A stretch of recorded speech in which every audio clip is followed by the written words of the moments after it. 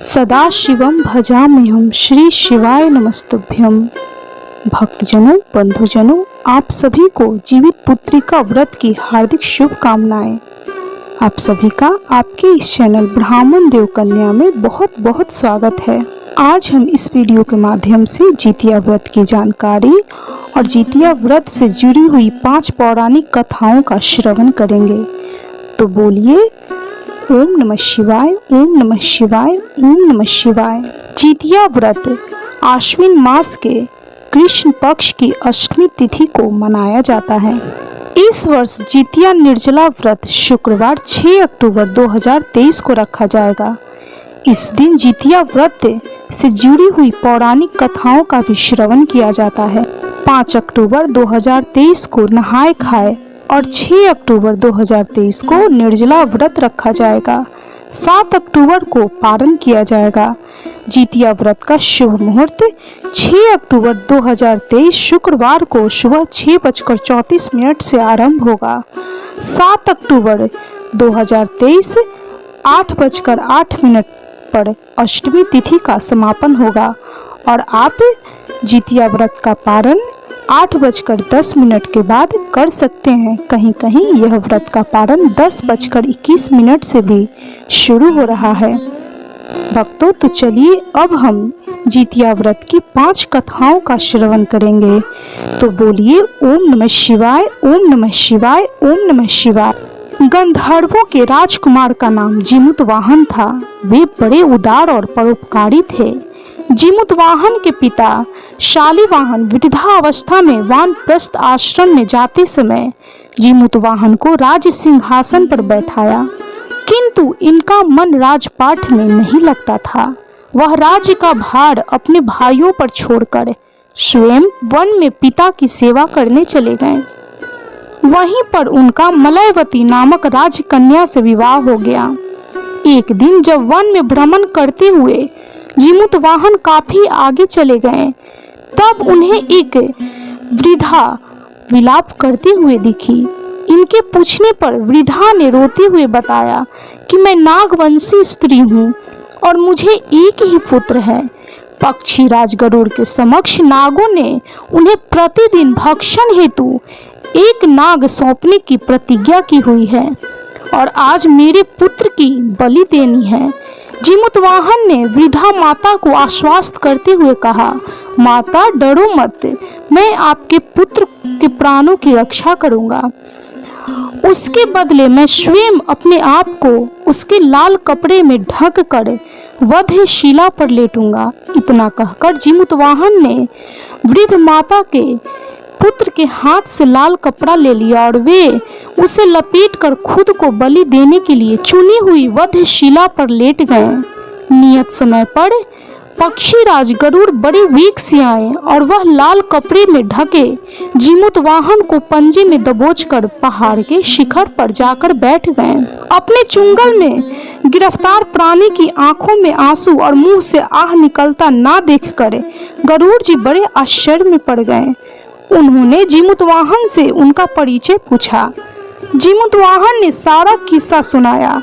गरुड़ जी को उनकी बहादुरी और दूसरे की प्राण की रक्षा करने में स्वयं का बलिदान देने की हिम्मत से वे बहुत प्रभावित हुए। प्रसन्न होकर पक्षी राज गरुड़ ने उनको जीवन दान दे दिया तथा नागों की बलि ना लेने का वरदान भी दे दिया। इस प्रकार जिमुतवाहन के अदम्य साहस से नाग जाति की रक्षा हुई। पक्षी राज गरुड़ ने कहा कि हे जिमुतवाहन, मैं आपके बहादुरी से बहुत खुश हूँ, आप वर मांगिए। तब जिमुतवाहन ने कहा, हे पक्षीराज, आज तक आपने जितने नागों की बलि ली है, आप उन्हें पुनः जीवन दान दीजिए। इतना सुनकर पक्षीराज गरुड़ नागलोक को गए और वहां से अमृत लाकर उन सभी मृत नागों की अस्थियों पर डाला, जिससे वे पुनः जीवित हो गए। और उसके बाद पक्षीराज गरुड़ वैकुंठ धाम को चले गए। कैलाश पर्वत पर भगवान शंकर माता पार्वती को कथा सुनाते हुए कहते हैं कि आश्विन कृष्ण अष्टमी के दिन उपवास रहकर जो स्त्रियां साया प्रदोष काल में जिमुतवाहन की पूजा करती हैं तथा कथा सुनने के बाद आचार्य को दक्षिणा देती हैं। वह पुत्रों का पूर्ण सुख प्राप्त करती हैं। व्रत का पारण दूसरे दिन अष्टमी तिथि की समाप्ति नवमी के पश्चात किया जाता है। यह व्रत अपने नाम के अनुरूप फल देने वाला है, किंतु इस व्रत को करते हुए यह ध्यान अवश्य देना चाहिए कि शतमी मिश्र युक्त अष्टमी नहीं होनी चाहिए। पूर्ण अष्टमी को ही व्रत का पालन करें, निर्जला व्रत रखें और नवमी में पारण करें। इस प्रकार जीवित पुत्रिका व्रत की यह पहली कथा संपन्न हुई। तो बोलिए भगवान जीमूत वाहन की जय, पक्षीराज गरुड़ की जय, भगवान भोलेनाथ की जय, समस्त देवी देवताओं की जय। अब हम जितिया व्रत की दूसरी कथा सुनेंगे। नर्मदा नदी के पास एक कंचनवटी नाम का नगर था। वहां के राजा का नाम मलाई केतु था। उसी नर्मदा नदी के पश्चिमी और बालूहाटा नाम की मरुभूमि थी, जिसमें एक विशाल पेड़ पर एक चील रहती थी और उसी पेड़ के नीचे एक सियारन भी रहती थी। चील और सियारिन दोनों ही पक्की सहेलियां थी। कुछ महिलाओं को जितिया व्रत करते देखे चील और सियारिन ने भी यह व्रत करने का संकल्प लिया और दोनों ही भगवान श्री जीमूत वाहन की पूजा और व्रत करने का प्रण ले लिया।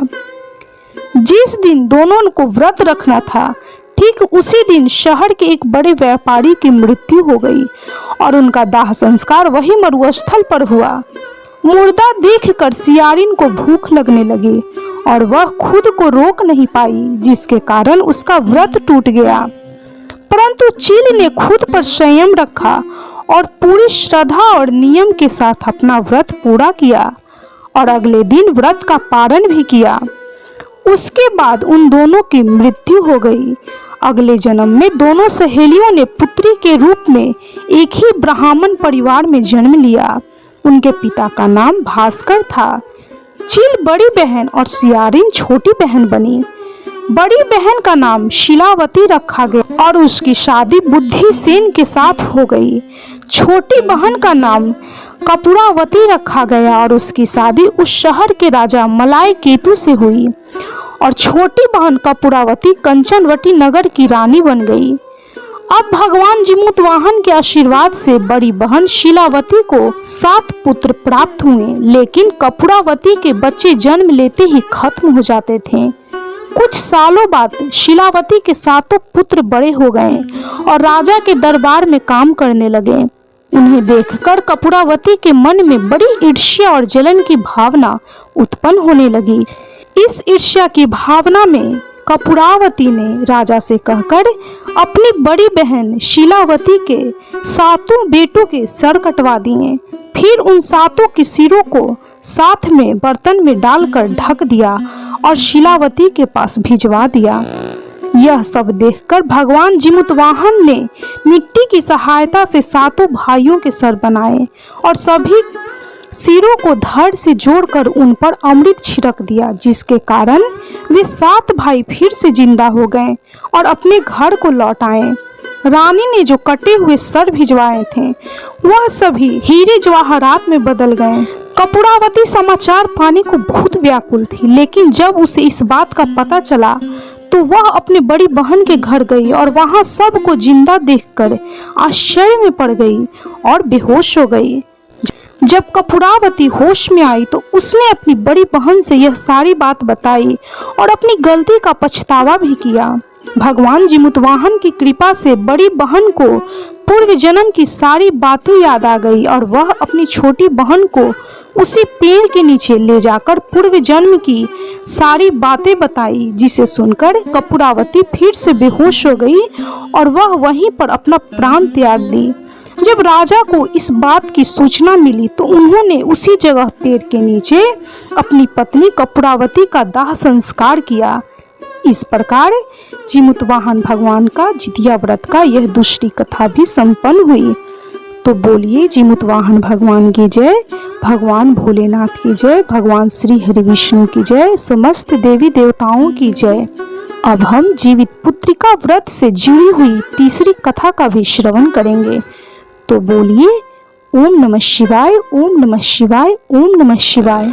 इस पौराणिक कथा के अनुसार दो बहनें थीं जिनका नाम था चूलिया और सियारिया। चूलिया बहुत मेहनती और गरीब भी थी। वह मजदूरी करके अपने बच्चों को पालती थी। लेकिन सियारिया गलत आचरण वाली थी, जो हमेशा मौज और ऐश करती थी और चूलिया से जलती भी थी। हर वक्त सियारिया यह सोचती थी कि चूलिया इतना खुश कैसे रहती है। चूलिया की हंसी खुशी सियारिया से सहन नहीं हो पाती थी, जिसके कारण सियारिया चूलिया के संतानों को सताने के कई प्रयास कर चुकी थी और कई बार चूलिया के बच्चों को खत्म करने की कोशिश भी कर चुकी थी। किंतु चूलिया के तपस्या और व्रत के कारण उसके बच्चे हमेशा सुरक्षित बच जाया करते थे।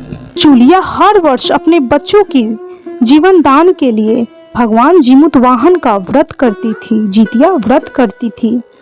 एक दिन सियारिया चूलिया के सभी बच्चों को लेकर जंगल में लकड़ी चुनने के लिए लेकर गई। वहां जंगल में लकड़ी को चुनते चुनते बच्चे थक गए और थोड़ी देर के लिए सो गए। बच्चों को सोते देख सियारिया ने सभी बच्चों का सिर काट दिया और टोकरी में रखकर घर वापस आ गई और चूलिया को वह टोकरी भेंट में दे दी और कहा, दीदी मैं जंगल से आपके लिए नारियल लाई हूँ, बच्चे को खिला देना। चूलिया ने उस टोकरी को उठाकर देखा भी नहीं और किनारे में रख दिया और अपने बच्चों की प्रतीक्षा करने लग गई। जब शाम से रात हो गई और बच्चे वापस नहीं आए तो वह बहुत परेशान हो गई। बड़े ही करुण स्वर में जोर जोर से रोने लग गई। भगवान शिव शंकर उसी रास्ते से जा रहे थे। जब वह करुणा भरे स्वर को सुने तो माता पार्वती से रहा नहीं गया। उन्होंने महादेव जी से कहा कि हे प्रभु, कोई दुखियारी बहुत रो रही है, उसके रोने में बहुत दर्द छुपा हुआ है, मुझसे बर्दाश्त नहीं हो पा रहा है। हमें चलकर देखना चाहिए कि कौन रो रहा है और क्यों रो रहा है। तब इस बात पर महादेव जी ने कहा कि यह मृत्यु लोक है और यहाँ पर यह सारी साधारण सी बात है। लेकिन पार्वती माता के हठ के कारण महादेव जी उनके सामने झुक गए और चूलिया के पास जाकर उसके रोने का कारण पूछने लगे। महादेव जी के पूछने पर चूलिया ने अपने रोने का कारण विस्तार से बता दिया। जब शंकर जी ने ध्यान लगाया तो उन्होंने चूलिया के बच्चे को जंगल में मृत पाया, जिसके बाद भगवान भोलेनाथ शंकर जी ने पार्वती जी के अनुरोध पर बच्चों को पुनः जीवित कर दिया। बच्चे नींद से उठकर मौसी को ढूंढ रहे थे, किंतु मौसी वहां नहीं थी। बच्चे डर के मारे घर आ गए और मौसी के सारे कार्य माँ के सामने बता दिए। यह सब सुनकर चूलिया सियारिन के पास जाकर लड़ने लगी कि तुमने मेरे बच्चों को जंगल में अकेला क्यों छोड़ाई। दोनों बहनों में लड़ाई शुरू हो गई और यह लड़ाई 7 दिन और 7 रात तक चली, किंतु इस लड़ाई का कोई हल नहीं निकला। जिसके बाद दोनों ने उस जंगल में एक महान तपस्वी को घटना सुनाई। घटना को सुनने के बाद उस महान तपस्वी ने दोनों को आदेश दिया कि तुम दोनों जाकर पास में खेल रहे बच्चों को बाल से पकड़कर घसीटते हुए मेरे पास लेकर आ जाओ, उसके बाद मैं निर्णय करूंगा। चूलिया बच्चों की माँ थी, उससे बच्चों की पीड़ा देखी न जा सकी।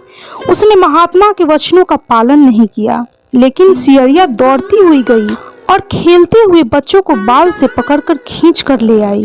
जिसके बाद तपस्वी ने सियारिया को यह श्राप दिया कि हर जन्म में तू इसी प्रकार सदैव जलती रहेगी और दुखी होती रहेगी। जो महिला किसी भी बच्चे को पीड़ा देगी, किसी भी माँ को दुख देगी, माँ की ममता को नहीं जानेगी, जीवन भर धरती पर दुख भोगने के अलावा और कुछ नहीं कर पाएगी। इस प्रकार तपस्वी श्राप देकर चूलिया को उसके बच्चों के साथ खुश होने का आशीर्वाद देकर भेज दिए। चूलिया खुशी खुशी अपने घर अपने बच्चों के साथ आ गई। इस प्रकार जीमुतवाहन भगवान की जितिया व्रत की, जीवित पुत्रिका व्रत की यह तीसरी कथा भी संपन्न हुई। तो बोलिए भगवान जीमुतवाहन की जय, भगवान भोलेनाथ शिव शंकर की जय, माता पार्वती की जय, समस्त देवी देवताओं की जय। अब हम जीवित पुत्रिका व्रत की चौथी कथा सुनेंगे। इस पौराणिक कथा के अनुसार 2 बहनें थी, एक का नाम था सुखिया और दूसरी का नाम था दुखिया। दोनों का भाग्य उनके नाम जैसा ही था। दुखिया गरीब थी और बहुत दुखी रहती थी। सुखिया अमीर थी और हमेशा सुखी रहती थी। दोनों एक ही गांव में रहती थी। दुखिया सुखिया के घर में काम करती थी, साफ सफाई करती थी, खाना बनाती थी, बर्तन मांजती थी और जो खाना बच जाता था वह खाना सुखिया दुखिया को दे देती थी और इस प्रकार दुखिया का जीवन बसर हो जाता था। इसी तरह दुखिया का घर चलता था। समय बीतता गया। दोनों को 2 बच्चे हुए। सुखिया को 2 पुत्र थे और दुखिया को भी 2 पुत्र थे। जब जितिया का व्रत आया तो दोनों बहन जितिया का व्रत रखी थी। दुखिया सुखिया के घर में काम करती थी।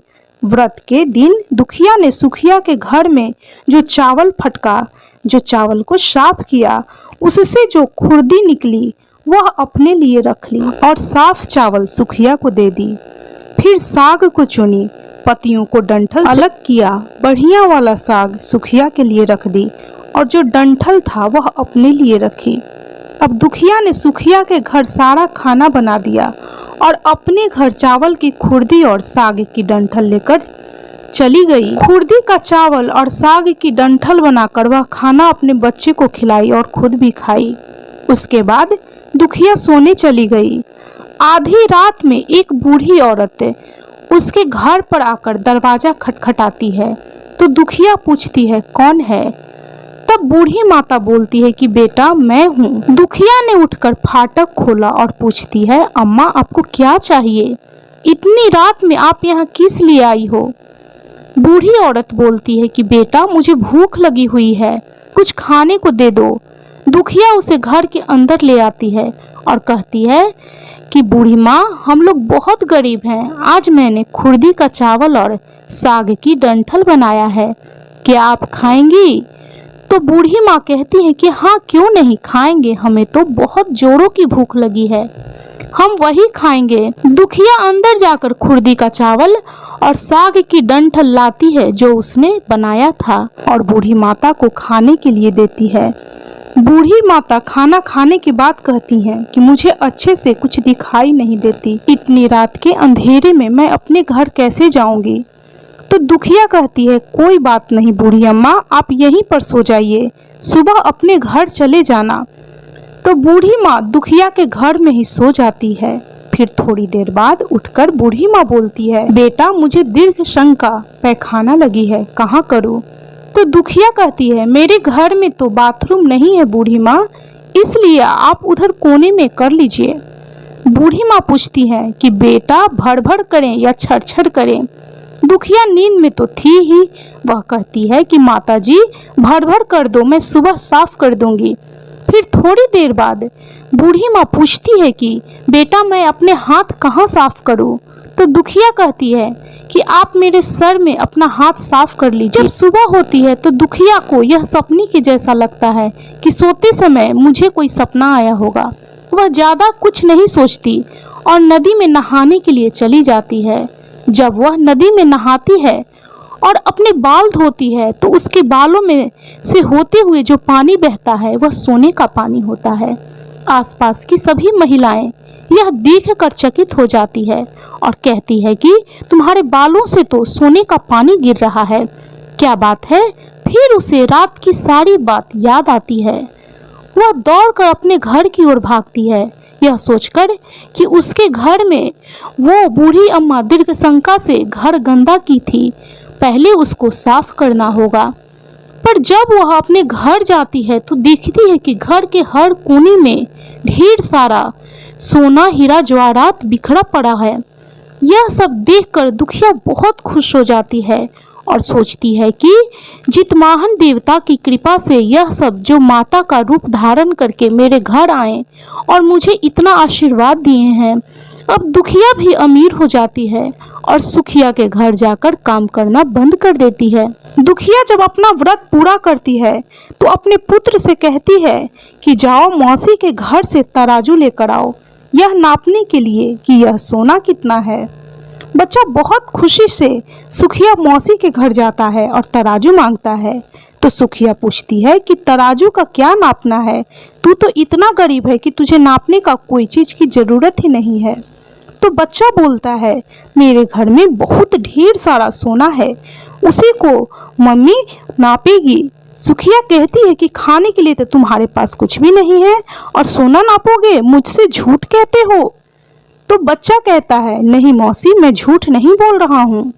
सुखिया सोचती है, जब तराजू मांगा है तो कुछ न कुछ तो जरूर नापना ही होगा, इसलिए वह तराजू के पीछे गोंद लगा देती है कि जो भी नपेगा वह थोड़ा सा इसमें चिपक जाएगा। दुखिया जब तराजू पर सोना नापती है तो कुछ सोना का टुकड़ा उस बूंद में चिपक जाता है। जब बच्चा तराजू लौटाने आता है तो सुखिया उसको उलट पुलट कर देखती है तो उसे तराजू में सोना लगा हुआ मिलता है। सुखिया सोचती है उसके घर में जरूर कहीं से सोना आया होगा, इसलिए वह कई दिनों से काम पर भी नहीं आ रही है। सुखिया उसके घर जाकर देखती है कि यह सोना कहाँ से आया। जब सुखिया दुखिया के पास जाकर पूछती है कि बहन, तुम्हारे पास इतना सोना कहाँ से आया, तुम तराजू मंगाई नापने के लिए, तो दुखिया उस रात की सारी कहानी अपनी बहन सुखिया को बताती है। दुखिया का मन एकदम सच्चा था, इसलिए वह सब कुछ बता दी जो उसके साथ हुआ था। लेकिन उसकी बहन सुखिया के मन में लालच आने लगा कि दुखिया के पास हमसे भी ज्यादा धन आ गया, अब अगली जितिया में मैं भी खुर्दी का चावल और साग की डंठल बनाऊंगी। फिर अगले वर्ष जितिया का व्रत दोनों बहनों ने रखा। सुखिया के पास हर तरह का सुख था और धन भी था, फिर भी वह जितिया के दिन चावल फटककर साफ चावल फेंक दी और खुर्दी अपने पास रख ली। साग तोड़कर पतियों को फेंक दिया और डंठल अपने पास रख ली और वही बनाई।